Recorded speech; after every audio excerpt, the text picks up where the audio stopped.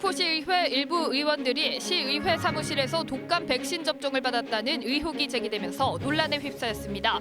해당 의원들은 이 같은 의혹을 부인했지만 시민단체는 의혹 규명을 촉구했습니다. 사측과 인사발령 문제로 갈등을 겪어오던 코레일 노조의 노조 대의원이 스스로 목숨을 끊었습니다. 노조는 사측의 보복성 갑질이 원인이라고 주장하고 있습니다. 일제 강제징용의 아픈 역사를 잊지 않기 위한 강제징용 노동자상이 목포에 설치됐습니다. 이번에 설치된 노동자상은 407개 단체와 503명이 십시일반 모아 제작됐습니다.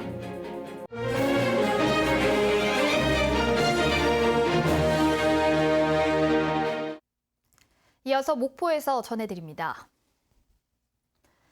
요즘 독감 예방접종이 한창인데요. 최근 목포시 보건소 직원들이 직접 목포시 의회를 찾아가 일부 의원들에게 예방접종을 했다는 의혹이 일고 있습니다. 사실이라면 의료법 위반 혐의가 적용될 수 있는 사안입니다. 목포시도 그리고 의혹 당사자인 의원들도 모두 부인하고 나섰는데 경찰과 민주당 전남도당이 사실관계 파악에 나섰습니다. 손준수 기자의 보도입니다. 경찰이 목포시 보건소 등 관계기관을 찾아 독감 예방접종 기록 등 관련 서류에 대한 확인 작업에 나섰습니다. 최근 보건소 직원들이 목포시 의원들을 직접 찾아가 독감 주사를 접종했다는 의혹이 제기됐기 때문입니다. 민주당 전남도당 역시 같은 의혹에 대한 사실관계 파악을 위해 윤리위원회를 소집했습니다. 의혹이 사실이라면 의료법 위반 혐의를 받을 수 있습니다. 하지만 시의원들은 의회에서 독감 예방접종을 받은 사실 자체가 없다고 부인했습니다. 맞았으면은 이 신체 반응이 있을 거 아니에요. 예. 그 부분하고 또 항체 검사하고 싹 해봐라. 다 응하겠다. 저는 이 부분에 대해서 어떤 검사가 있다 하면은 그런 검사에도 응할 생각입니다. 목포시도 공식적으로 이 같은 의혹은 없었다고 전면 부인하고 나섰습니다. 하지만 정작 보건소장의 해명은 명확하지 않습니다. 목포시 보건소장이 지역 시민단체 관계자에게 전화를 걸어 실제 의회에서 독감 예방 접종 사실이 있었다는 취지의 말을 한 것으로 KBS 취재 결과 확인됐기 때문입니다. 지금 말 맞추기로 지금 일관하고 있는데 사실은 밝혀질 것이고요. 그리고 사실은 간접적으로도 지금 확인이 되고 있습니다. 보건소장은 취재진의 질문에서도 독감 예방 접종 의혹은 부인했지만 시민단체와의 통화 내용에 대한 질문에는 답변을 피했습니다. 통화하셨어요? 오늘 하루 종일 정신이 없어가지고. 경찰은 사실관계 파악을 마치는 대로 혐의 여부를 판단한 뒤 수사를 결정할 방침입니다. KBS 뉴스 손준수입니다. 사측과 인사발령 문제로 갈등을 겪어오던 코레일 노조 대의원이 스스로 목숨을 끊었습니다. 노조는 사측이 일방적으로 인사발령을 추진하다가 결국 철회했지만 이후에도 보복성 갑질이 이뤄졌다고 주장하고 있습니다. 김우 기자의 보도입니다. 코레일 광주본부 화순시설사업소에서 시설관리원으로 일하던 정모 씨. 지난 11일 오전 8시쯤 자신의 차량에서 숨진 채 발견됐습니다. 경찰은 정 씨가 극단적인 선택을 한 것으로 보고 있습니다.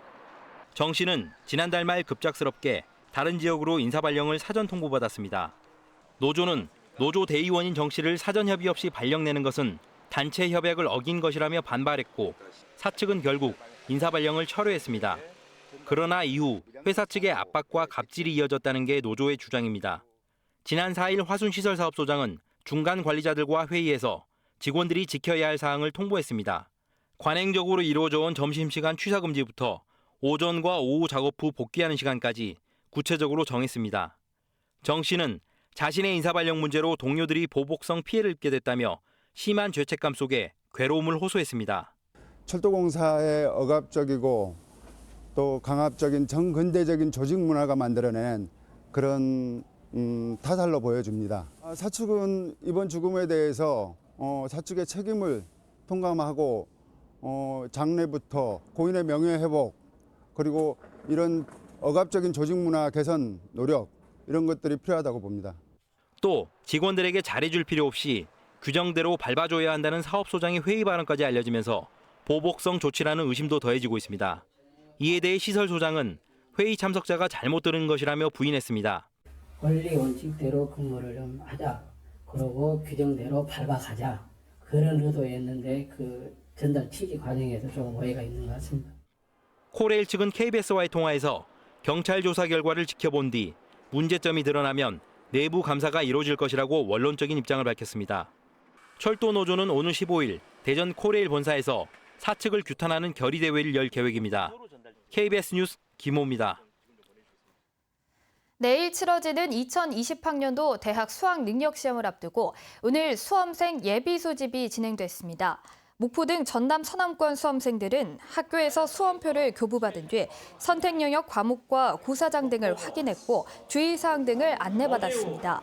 교육당국은 수능일인 내일 오전 8시 10분까지 지정 고사장에 입실해야 하며 휴대전화를 비롯해 스마트워치 등 모든 전자기기 반입은 금지되기 때문에 각별한 주의를 요구했습니다.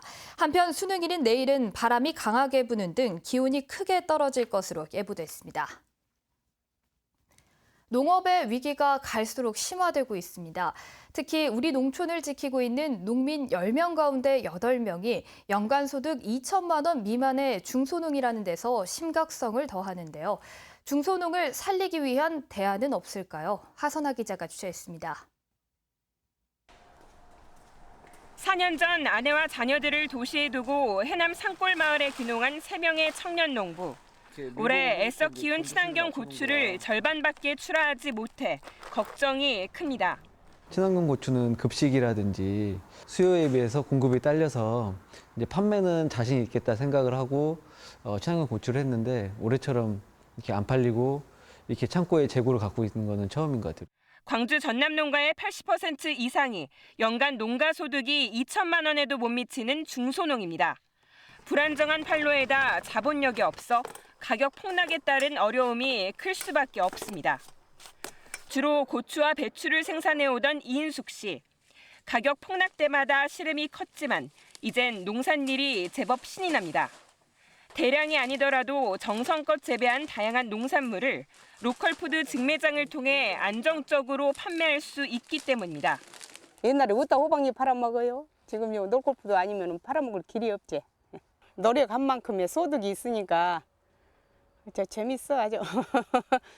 나주 로컬푸드 농산물은 나주 혁신도시기관 14곳과 서울시 금천구 어린이집 150여 곳에 공공급식 식재료로도 공급되고 있습니다.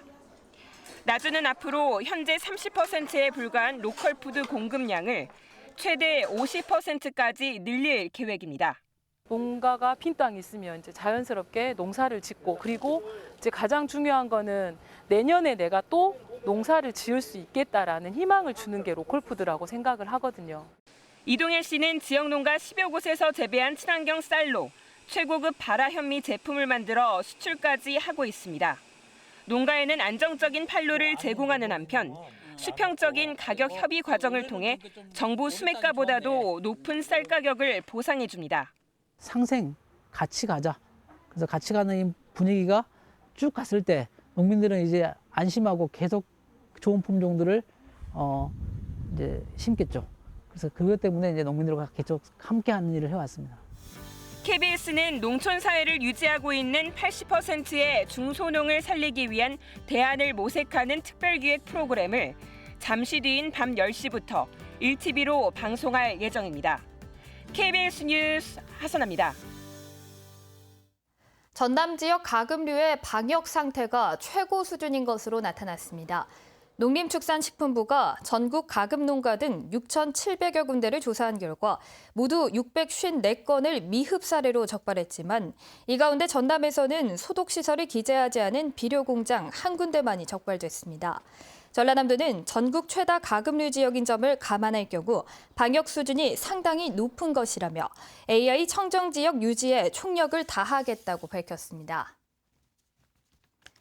일제 강제징용의 아픈 역사를 기억하기 위한 일제 강제징용 노동자상이 전국에서 8번째로 목포에 설치됐습니다. 이번에 설치된 노동자상은 407개 단체와 503명이 십시일반 모은 성금 8천여만 원으로 제작됐습니다. 노동자상 설립추진위원회는 식민지 침략 전쟁으로 고통과 억압을 받던 조선 민중과 특히 강제로 동원돼 비극적인 삶을 살았던 노동자들의 아픔을 기억하고자 대표적 상징물을 건립하게 됐다고 밝혔습니다.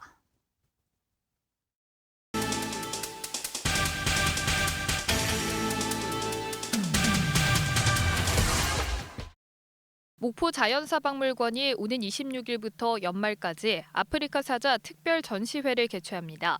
이번 전시는 목포 자연사박물관이 호남권 최초로 소장하게 된 아프리카 사자 박제를 대중들에게 공개하면서 아프리카의 야생과 이국적인 생태 체험의 기회를 제공하기 위해 마련됐습니다. 서해지방해양경찰청이 복력 수상 레저기구 조종 면허 시험을 앞두고 조종 면허 시험장 현장 지도 점검을 실시합니다. 점검 대상은 목포해양대 등 조종 면허 시험장 대행기관 6군데며 조종 면허 발급 업무 절차 준수 여부와 시설 장비 유지 상태 등을 확인할 예정입니다. 진도군이 재난 취약 가구를 대상으로 소화기와 단독 경보형 감지기 등 기초 소방시설 설치 사업을 실시합니다. 진도군 의용소방대는 각 마을에 소화기와 감지기를 설치하고 사용법과 관리 요령 등 화재 예방 교육을 실시할 예정입니다. 해남군이 내일 해남문화예술회관에서 시와 음악이 흐르는 도서관 음악회를 개최합니다. 올해로 10번째를 맞이하는 해남도서관 음악회는 해남 출신 황지우 시인이 출연하는 토크 콘서트와 가수 송창식과 서영은 등의 공연이 열릴 예정입니다. 지금까지 단신 브리핑이었습니다. 목포경찰서는 교통사고를 낸 뒤 사고 수습을 하지 않고 달아난 혐의로 완도경찰서 소속 A경위를 붙잡아 조사하고 있습니다. A경위는 오늘 새벽 1시 25분쯤 목포시 부흥동의 한 도로에서 2차선으로 주행 중이었던 택시를 들이받고 달아난 혐의를 받고 있습니다. A경위는 신고를 받고 출동한 경찰의 음주 측정을 거부해 도주했다가 현행범으로 체포됐습니다. 전남 지역에 불법으로 버려져 쌓여있는 폐기물을 해결할 수 있는 법 개정안이 이뤄졌습니다. 환경부는 불법으로 폐기물을 버린 경우 취득한 이익의 3배 이하의 금액을 과징금으로 무는 폐기물 관리법 개정안이 국회 본회의를 통과했다고 밝혔습니다. 전남 지역에서는 18군데에 확인된 불법 폐기물만 32,400톤에 이르는 등 전국 14개 시도 가운데 4번째로 많은 규모입니다. 전라남도 의회 오학은 의원 등이 발의한 환경 친화적 자동차 보급을 활성화하기 위한 조례안이 상임위원회 심의를 통과했습니다. 이 조례안은 전기차와 수소 전기차 등 환경 친화적 자동차를 구매할 때 구입비와 충전시설 설치 비용을 지원하고 공영주차장 요금과 유료도로 통행료를 감면하는 등의 내용을 담고 있습니다. 우리나라의 새로운 미래 성장 동력은 해양에서 찾아야 하며 전남의 블루 이코노미 사업이 전환점이 될 것이라는 주장이 제기됐습니다. 박성수 광주 전남 연구원장은 개간 논문집을 통해 블루 이코노미는 전남의 청정 자연과 역사 문화 자원을 활용해 전남의 새천년을 이끌어갈 혁신 전략이라면서 전남의 변화와 혁신이 대한민국을 이끌어갈 것이라고 밝혔습니다. 또 신동훈 위원은 해양 경제의 잠재력을 활용해 국가 잠재 성장률을 끌어올릴 수 있는 새로운 전략의 추진이 필요하다고 주장했습니다. 지금까지 목포였습니다.